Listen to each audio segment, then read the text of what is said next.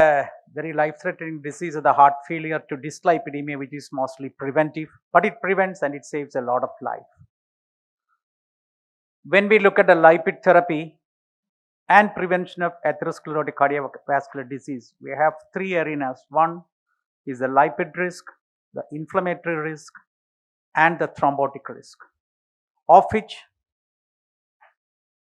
much efficiently treated is the lipid risk. And our concepts are now concrete.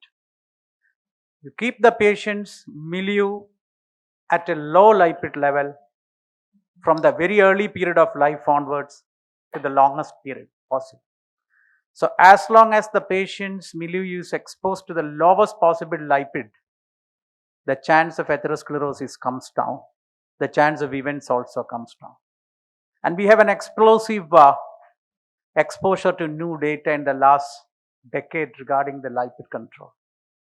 Regarding the change in the concepts, the newer drugs, and the utility of the newer drugs. Newer drugs means we have been using statins, ezetimibe, and some of the newer new additional drugs.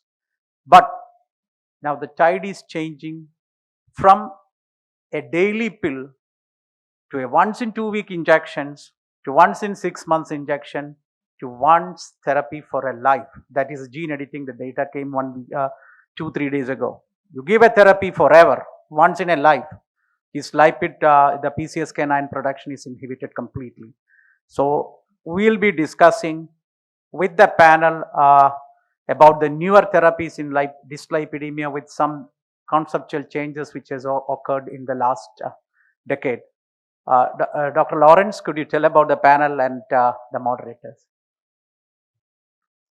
This program will be like this way. I think Dr. Jabir will provoke questions and discussion among us. Dr. Jaishankar and I'll be part of that moderation, and panelists who are on the dais can also initiate questions and discussion. And the floor can also participate. Somebody should keep the time, because once we start the discussions, we may forget about the time. And time is on, sir. Time is there. Right. So Lawrence, why don't you lead this thing? LDL cholesterol, everybody knows. But just to start with, what is the significance of LDL cholesterol in atherosclerotic cardiovascular disease? I am fully aware that everybody knows. Now it's not the LDL cholesterol alone. It is the atherogenic lipoproteins. So what about the LDL cholesterol? So I think one of the strongest data for any risk factor exists for LDL cholesterol. I think one of the linear relationship for a drug effect relationship also exists for LDL cholesterol. I think if you see other risk factors, we know diabetic control or a smoking cessation, all have a great data. LDL cholesterol has great data as a risk factor. And another excellent data, when you reduce level of LDL, you derive benefit. It's one of the unique risk factors among cardiovascular risk factors that you can modify, and you have weapons to do it. The only problem with LDL cholesterol is understanding the risk. Unfortunately, a lot of us, and there are a lot of numbers exist in LDL cholesterol from multiple labs. We know there are labs which report 130 as normal. There are labs which report 100 as normal. And I think we have reached a stage where we don't have to have a fixed value for a LDL cholesterol level. Most of the labs, we have to initiate a discussion with them and tell them you have to give a number according to the risk. Otherwise, if you are not aware of all this, it's better to not to disclose a particular number to the patient, because you have a patient with diabetes who had a myocardial infarction. You do a lipid levels. Patient comes with a LDL of 110, and when he's on a good dose of 80 mg of atorvastatin, you tell him that your cholesterol is not under control. He's wondering, normal is 130 minus 110. I'm well under control. I thought you will reduce the drug. Now you are telling me that you have to go up on the drug. So I think it's a primary importance is making patient and physician to understand the linear relationship which exists with LDL, and dynamic numbers we have to look at according to the risk factors. Yes. Because now the information is open to all. It's a world which is very close now. Everybody knows all information. The layman has a lot of avenues to get the information. So they always be looking at it now with the chat GPT and all. They give the questions, what should be a normal LDL level? Dr. Jaishankar, is something called a normal LDL? Absolutely. Everybody, some patients comes to us and say, Yeah. sir, my LDL is normal. Yeah. And you are still treating me. Yes. So what we have done in our hospital is we don't give the normal range for lipid profile alone. The others have a lipid profile, others have a normal ranges. For lipid profile, we have prevailed upon our pathology team that they should not give the normal range because we know what is the risk, the ASCVD risk of the patient. Particularly if he suffers an event, we know lower the better. I'm sure you're going to be part of the discussion subsequently. So we're going to keep the LDL as low as possible, and we also know that it's not deleterious to keep the LDL as low as possible. So my take is LDL less than 100 for everybody. The moment he starts having an event or is a diabetic, I think we'll go on further, lower the better. Any comments from the panel, please? If a patient who's young and doesn't have any other risk factor but has an LDL maybe slightly above like 120, are there any guidelines or scores, risk scores, and to say that we need to start him on a statin or? The panel has to answer. No questions from the panel. You are the expert, so the panel will be fired with questions and you answer. Yeah. No, you come up with your question. I was just joking. No, I mean, see, the younger patient with lower risk. But I mean, when do we start statin? If we see a LDL of like 120, we know it lower is better. But how do we convince him to start on statin, or should we not? I was impressed with what Dr. Jayashankar said. His hospital has stopped using a value, that is a reference value for LDL. I think that is an excellent idea. As per the European Society, for a general population, LDL should be less than 116. That is their recommendation. That is for Europe. For India, as an ethnic group, we are more prone to develop atherosclerotic cardiovascular disease at a younger age. So I think he is right. It is better, and our lipid association guidelines are more stringent. They are keeping the LDL level a little more lower. So LDL less than 100 for a general population may be better in the long run to prevent atherosclerotic cardiovascular disease. That may not be with drugs. That may be with a lifestyle modification. It is not drug to all, but lifestyle modification to all. And depending upon their risk, that is a situation where you assess their risk.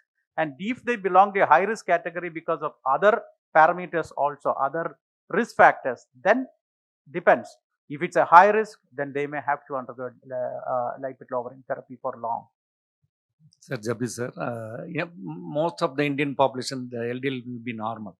Atherogenic lipids, the triglycerides will be high, and the HDL will be low, most of them.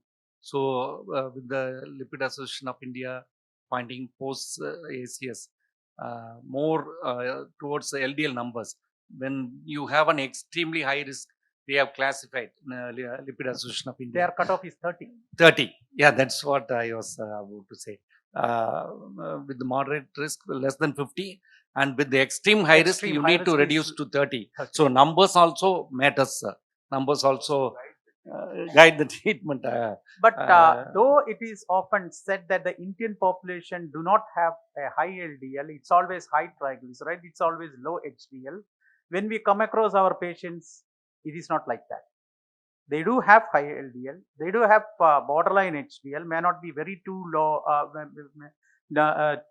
HDL, and of course some patients have high it's a mixed thing, and it depends upon where the patient is coming from, which type of hospital we are seeing them.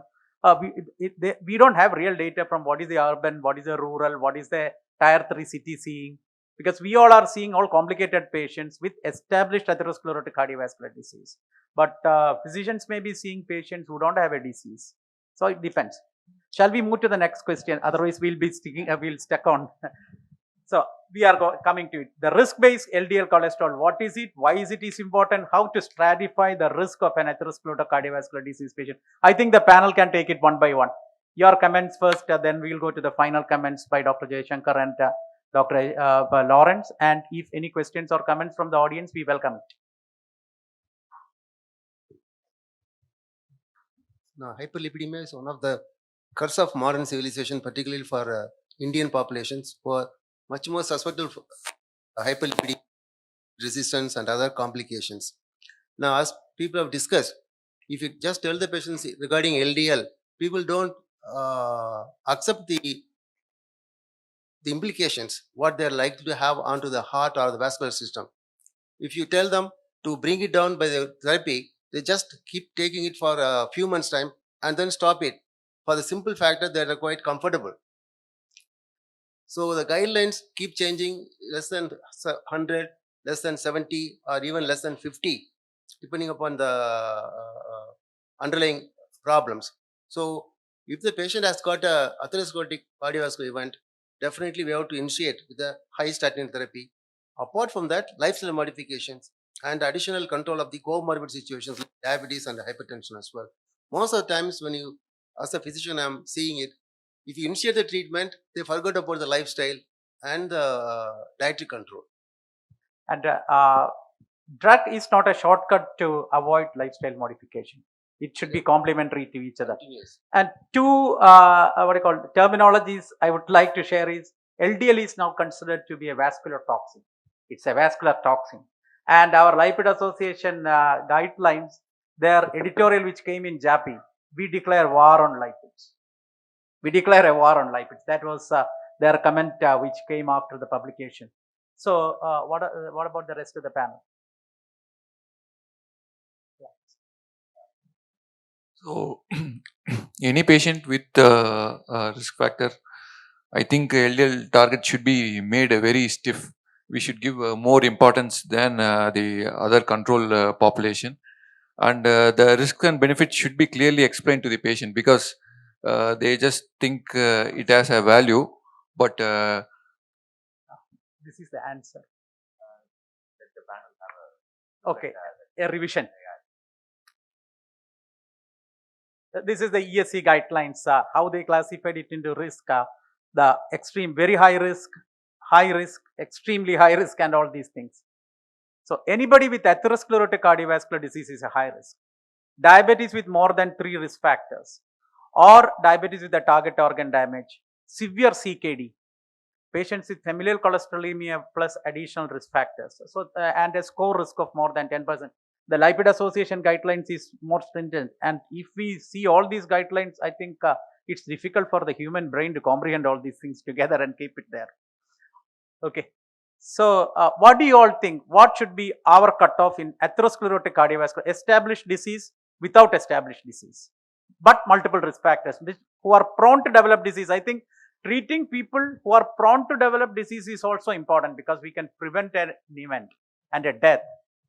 So the lower it is best, but still I think if it's a proven cardiac disease, it should be less than 70. And if it's more than 2 to 3 risk factors, it's less than 100. That's my take on that. So Any prefer established risk cardiovascular. It should be 50 to 70, less than 70, and people at high risk also I would like to maintain at a similar range of 70, but with the risk factor lower is possible, but sometimes if I'm not able to achieve less than 50, that's okay. Around 50 would be my target. Without risk factor, I think 100 should be all right for subcontinental people. And multiple risk factor, I think should be around 50. Is it practical, sir? Practical. It's practical. And one thing we have seen is majority of the patients, our patients, their lipid comes down with lifestyle modification plus drug. And even with smaller drugs, doses of the drugs, their lipid level comes down. But there are certain patients, a subgroup of patients whose lipid levels do not come down with the standard therapy. That's where the new drugs comes in. So the panel, I think they have all of them of the opinion that it all depends upon the risk, and the risk is high, the lower should be the cholesterol. So it all depends upon the risk and then the number. What's your final take on this? What is the number for established and non-established atherosclerotic cardiovascular disease? I think lower the better. I go up to 40 on a very high risk patients. The problem with, as you told, the problem is not with reduction. Problem is making patient understand, because our patients fortunately respond pretty well to drugs.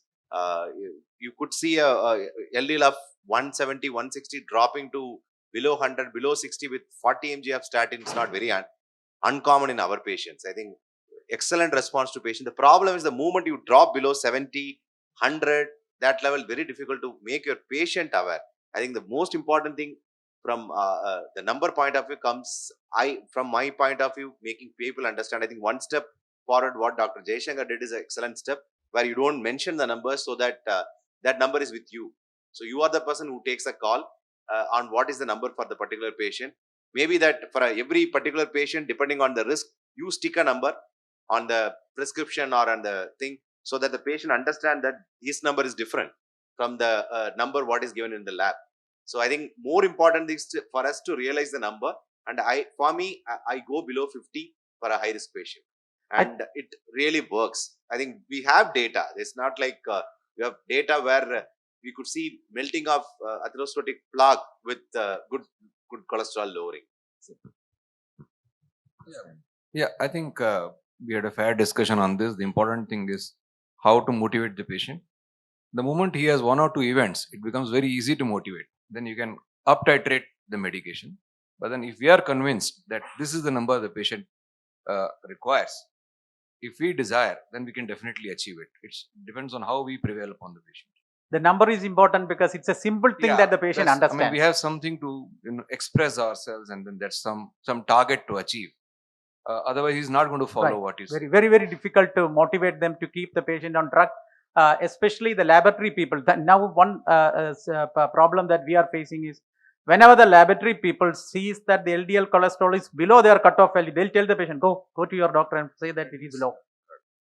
So I always tell my patients, nobody is going to develop a problem because of a low cholesterol. You are all going to develop a problem because of high cholesterol, not because of a low cholesterol. Because we have data that extremely low level of cholesterol, LDL cholesterol up to 10 milligram per deciliter with PCSK9 inhibitors, no issue. Not adverse effect. So what is the gap in the current lipid lowering? So the thing is making the patients understand, because if it's going to be hypertension, diabetes, the impact is immediate, so they understand that it has to be low. But in lipids, it's not like that. It takes time to show the effect. So they don't understand why it's so important to reduce the lipids. And also the social media sending a lot of publicities about there is nothing called cholesterol which is producing heart attack. It is not a cholesterol that is producing heart attack. The LDL cholesterol is all a humbug created by doctors. It's all industry driven. So a lot of things are going on in this social media. That also keeps gives us a big problem. Our half an hour is gone. 20 minutes. Okay.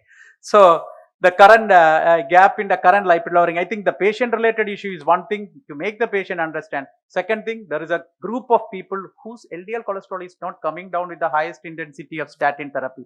And there are other lipoprotein molecules, atherogenic lipoprotein molecules, which also has to be addressed because it is the total risk provided by the atherogenic lipoprotein. So, Lawrence, you comment on this thing, early and aggressive lipid cholesterol lowering, because it's all same. We are telling the same thing under different contexts. What is its significance and what do the guidelines recommend? As we were discussing so far, I think the moment you understand the number, it becomes easier for you to look at the drugs. We have reasonably good number of drugs available right now. I think 3 or 4 drugs which are pretty potent. Statins followed by ezetimibe and bempedoic acid and PCSK9 inhibitors in multiple forms. So you have weapons to attack. Only problem is you have to know the number.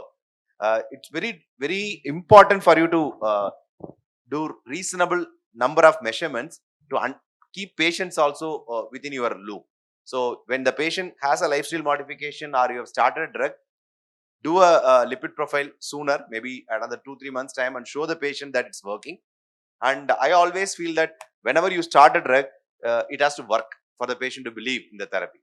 You start a drug at a very low dose, and patient also puts all his effort in and comes back with the lipid profile which was 150, and he has done everything. LDL is now 130, 140. So yeah, he will lose hope in the therapy and you. So the early aggressive is reasonably important. You have to go with a reasonably good dose, lot of time, if you feel like the levels are pretty high, you can still use combinations. I think in India, one big advantage is we have a good combinations available. Now you have a statins 40 mg with ezetimibe available now. So it's a pretty potent drug. You can bring down LDL to your desired level in a very short period of time. So being aggressive in early part helps you and your patient to believe on the therapy. Like hypertension, in lipid lowering also, when the patient puts an effort, takes a pill, it has to show in his report. So you have to be little aggressive in the early part so that you show the results to the patient so that he believes in the therapy. Because the only thing which you are going to show the patient, as Dr. Sanjay pointed out, is a number. Because unlike other therapies, you are not going to see an immediate benefit or effect from lipid lowering. Only thing your patient sees is a number. The moment you see a good number, he believes in the therapy, his adherence improves. So I go a little aggressive in the early stage itself. That helps you and your patient. The highest risk is the patient with an acute coronary syndrome. We should hit them hard to keep the LDL cholesterol below 55, and if there is a recurrence, it should be less than 40. Highest dose of statin, which produce at least 50% reduction in LDL cholesterol, 40 milligram rosuvastatin or 80 milligram of atorvastatin. Reevaluate at 8 weeks. If it is not in the desirable range, add ezetimibe. If not improving, think of bempedoic acid. Not sure whether it is guideline recommended. It is not in the current guidelines, but it is some off-label indication if you are going for an oral therapy. Or the guideline recommendation is PCSK9 inhibitor, which is injection once in 2 weeks, costly 22,000 rupees right now. Then the newer drugs in pipeline like inclisiran, which has to be taken only once in 6 months. So this is the current guideline recommendation.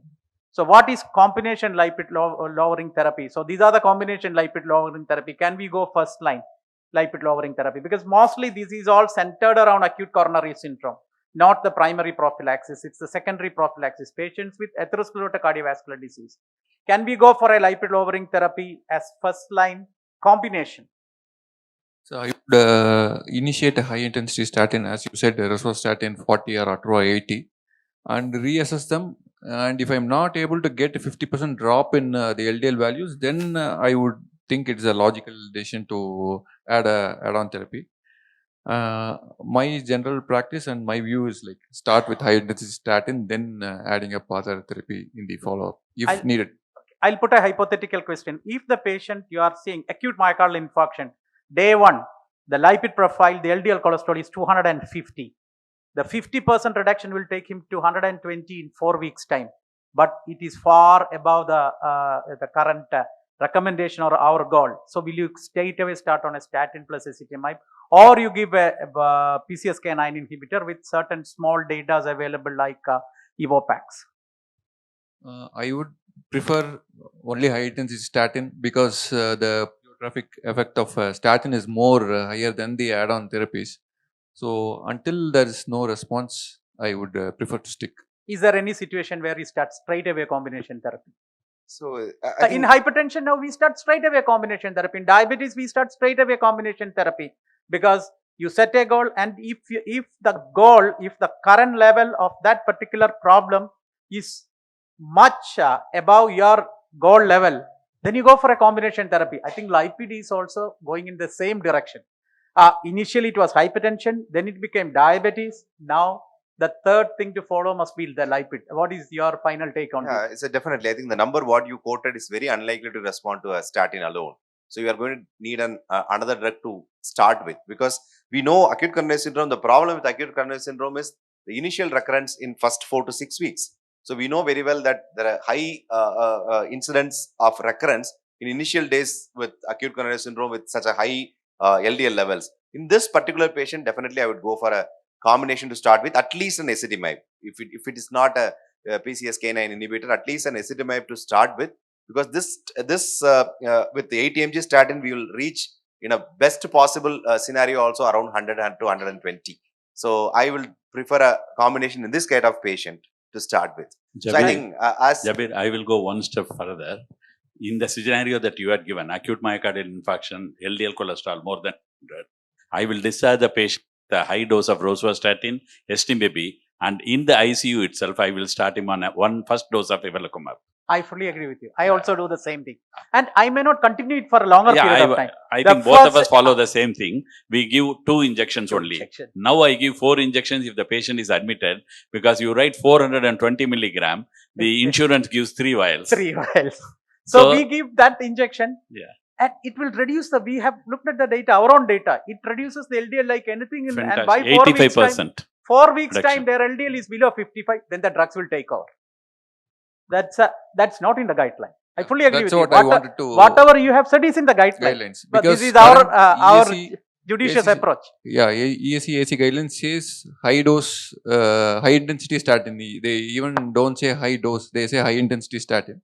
And recently, the lipid guidelines also has come like if the LDL is more than 400, the 2023 ESC guidelines has said if LDL is more than 400, go for a combination therapy. If it is less than 400, go with high intensity statins. Then only you go for a add-on statin. That is the recent 2023 lipid guidelines by ESC.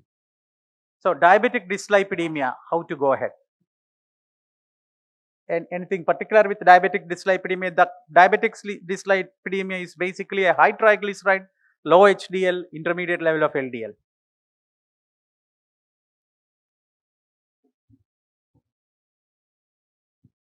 Hypertriglyceridemia is a dominant factor, particularly in diabetes, and along with that, obesity as well. So, as I told you earlier on, lifestyle modification and diet control of diabetic value to near normal. So, most of the times when if you just start the patient on statin, people don't accept it because they have come for the treatment of diabetes. We are targeting onto the statin, and I'm a vegetarian. I don't take much of fried items and everything. I said, Indian population or Indian subcontinent people are more liable to get a genetic background. So whether you like it or not, you are likely to have it. Probably you are gifted from your parents or grandparents. So we have to target on both the triglyceremias as well as the LDL levels. Apart from treatment, I will go for a high dose of statins, plus or minus STM, depending upon the side effects. Probably I haven't come across any muscular events with statin therapy. I think he's absolutely right, and I must put it in this way. A diabetic patient comes to you, ask, are you a diabetic? Yes, you should be on statin, no doubt. Unless you are at too low risk, for example, a patient who is less than 30 years, diabetic, no other risk factors, maybe. Anybody above 40 years, diabetic, you should be on a statin. Then what intensity of statin you require, that depends on the risk. If there is atherosclerotic cardiovascular disease, high intensity. Multiple risk factors, high intensity. Target organ damage, high intensity. More than 10 years diabetes plus one risk factor, preferably high intensity statin. So diabetes means along with the anti-diabetic medication, one mandatory medication should be a statin. Then regarding the triglyceride, despite the use of high intensity statin, control of LDL, the triglyceride remains high and the HDL remains low. Would you like to consider adding some other drug or tightly control the diabetes plus exercise plus diet? Because these three are more important in controlling triglycerides rather than a drug.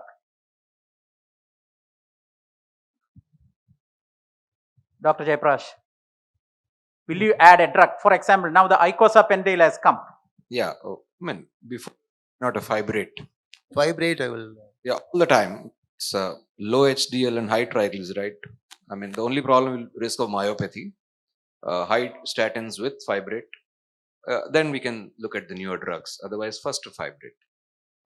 When we start fibrate, always it is the statin first, and when we combine statin with fibrate, always keep the patient under surveillance for muscle symptoms.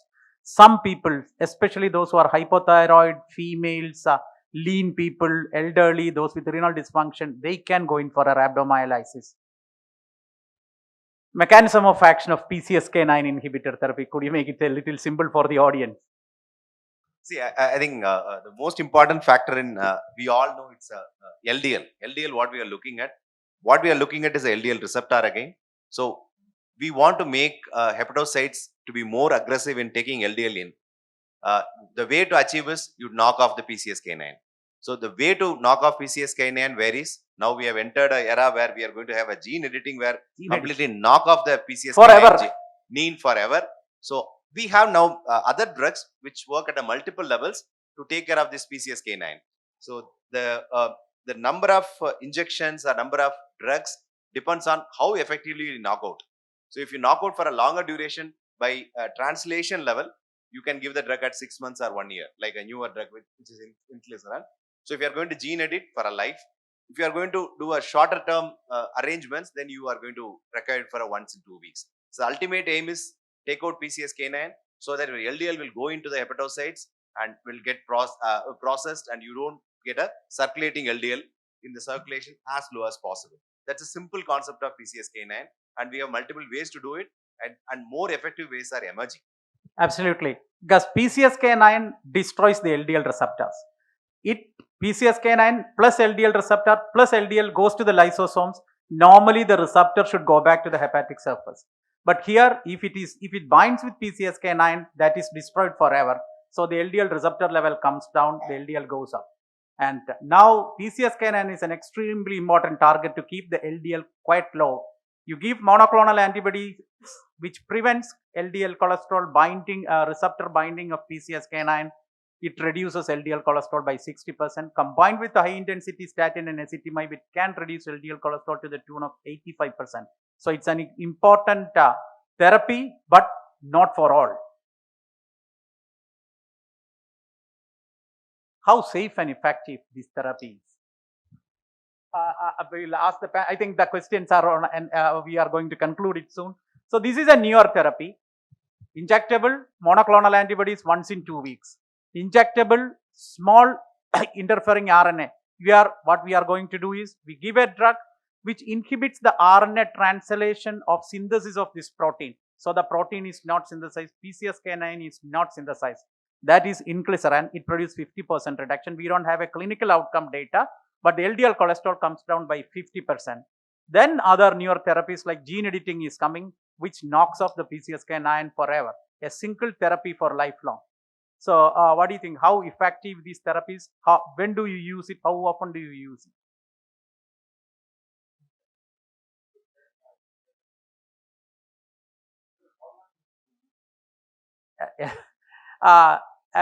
You brought the most important point which we didn't touch. Statin intolerant patients. Truly statin intolerant patients, high risk. Two group of high risk patients. One, secondary prevention, patients with atherosclerotic cardiovascular disease. Second, familial hypercholesterolemia who are at high risk, very high level of cholesterol which is not coming down with statin. Statin intolerance, you try ezetimibe, but only at 15% reduction. You try bempedoic acid, another 20% reduction.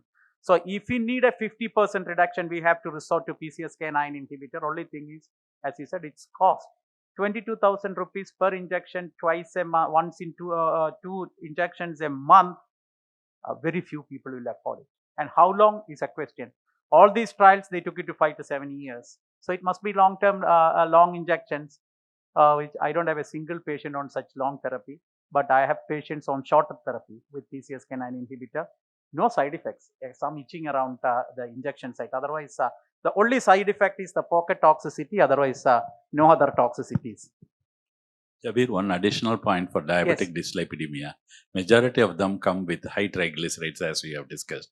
There are many patients who have a triglyceride level of around 1000. Now, in most of these patients, I had found it to be useful to add a statin, add saraglitazole 4 milligram. There is a tremendous fall in triglycerides within 3 months' time.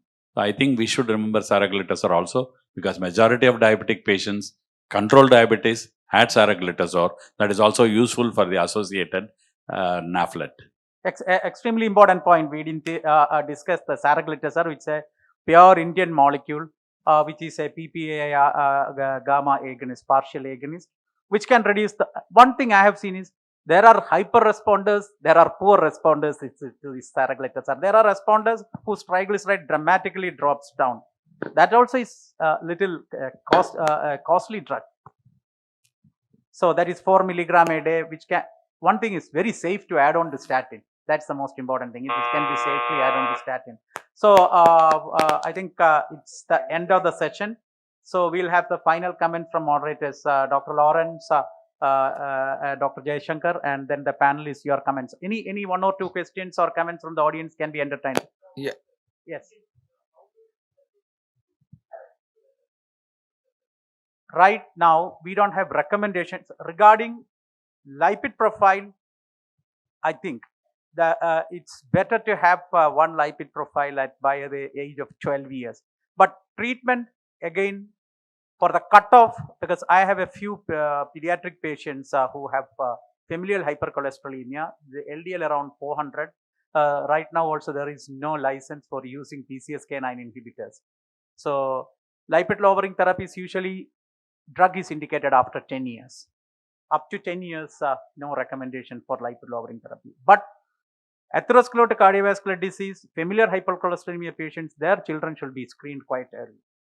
And it's very difficult to treat children for lipid abnormalities. Not easy task. Yes. So in a case of diabetic with dyslipidemia, that is a triglyceridemia, as the sir pointed out, what is the first line of treatment? Statin. Statin. Yeah. First line, I must say, very, very tight Fibrates. lifestyle modifications, because triglyceride depends upon the lifestyle, the food, exercise. The food and exercise extremely important to reduce the triglyceride concentration. The first is always statin. Where LDL is normal. The statins, LDL, you come to the goal level, and once you come to the goal level, then it is either a fibrate, icosapentine, or a saraglitazar. Thank you very much, sir. Also,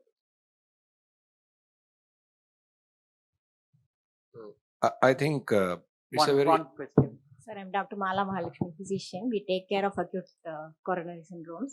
So, in the setting of acute coronary syndromes, we see lipid profile highly elevated, like an acute phase reactant. So, are we addressing the high lipid profile, or are we addressing the inflammation? Because we are giving high dose statin for its anti-pleiotropic effect, basically. That are we targeting the lipids as acute phase reactant or as an anti-inflammatory effect in the setting of acute care? Because the lipid profiles will be stable. During acute coronary syndromes, will shoot up sky high like acute phase reactant. Can we take it in that sense? In fact, in the setting of acute coronary syndrome, the lipids drop rather than it elevates. The LDL drops. The triglyceride may remains a little high, but rather the LDL. So there was a previous recommendation that you should not look at the lipid profile in the vicinity of an acute MI. So what is your recommendation? Two things. We are looking at the three targets: lipid, inflammation, thrombus. So thrombus we give antiplatelets, and antithrombotics. The inflammation right now we are not targeting. We look at the HSCRP. Yes. To know the HSCRP, and we have data that the inflammation is also taken care of by lipid lowering therapy, especially statin. We have data with the Jupiter trial, and now we have data with monoclonal antibodies. The Canto study, which used the canakinumab, they found that if you reduce the HSCRP along with the LDL cholesterol, the event can be reduced. Now we are into a few trials with a drug called sitivelcimab, which is also another monoclonal antibody against interleukin 6, which reduces the inflammation. And soon we are going to enter into a study with acute coronary syndrome. So acute coronary syndrome, it is not only the pleiotropic effect, we have to keep the LDL cholesterol low, less than 55. It is not an acute phase reactant. It is the pathogenic molecule that produces atherosclerosis or promotes atherosclerosis. It promotes further events because there is a hot plaque inside where the lipid rich plaque inside, there is the LDL cholesterol. So we have to passivate the plaque by keeping the LDL cholesterol too low. So what is your take on lipoprotein little a molecule monitoring and apolipoprotein Right now ratio? there is the only recommendation is you do a lipoprotein A. And do we have any effective modalities to reduce the lipoprotein A? PCSK9 inhibitor, which reduces it by 25%. Now new molecules coming up. There is a new antisense oligonucleotide molecule. The study is going on, which can produce 85% reduction in the lipoprotein little a. It is piclacerin, which is very difficult. Pelacarsin. It is pelacarsin. So antisense oligonucleotide is coming up. Then monoclonal antibodies are coming up. Then the ANGPTL3 monoclonal antibody is there. So these are going to reduce lipoprotein little a. We had niacin, which reduced the lipoprotein little a, which was found to be futile in the clinical trials. So lipoprotein little a more than 50 seems to be dangerous, but how to reduce it, we do not know. And one more thing is the PCSK9 also goes up as a in acute myocardial infarction. And when we treat with statin also, the PCSK9 goes up. So there are a lot of gaps in our understanding and how to manage it. As you rightly pointed out, acute coronary syndrome, we look at the lipid, we look at the inflammation, we look at the thrombosis and attack all the fronts. Do you also monitor apolipoprotein levels? There is a lot, now the guideline is for apolipoprotein B also. In the highest risk, you keep the apolipoprotein B below 65, but the treatment is same. No difference in the practical management. So apolipoprotein B for a population should be less than 80, and for an extremely high risk, it should be less than 65. Thank you. Thank you, sir. I think we are soon going to have inclisiran in the market. Can you introduce that to our audience, sir? So inclisiran, the inclisiran is the small interfering RNA molecule which prevents the mRNA translation of the message for synthesis of the PCSK9. So it's a genetically mediated effect. So we are attacking the protein synthesis, not the protein. PCSK9, the protein PCSK9 is there, its binding is inhibited. Here we are inhibiting the synthesis of PCSK9, the PCSK9 level will come down. This is usually the studies I am involved is, what we give is first dose, after 3 months another dose, then once in 6 months the dose. All the patients, they don't have any side effect. We are not, as investigators, we are blinded to the lipid profile also, so I do not know what is the amount of reduction. The Orion group of studies have found that the reduction is by and large it is 50% reduction. So it produces a significant reduction, and it's a fantastic thing. You don't have to have an injection once in 2 weeks. You give an injection, forget about it. It's just like taking a vaccine, influenza vaccine or a pneumococcal vaccine.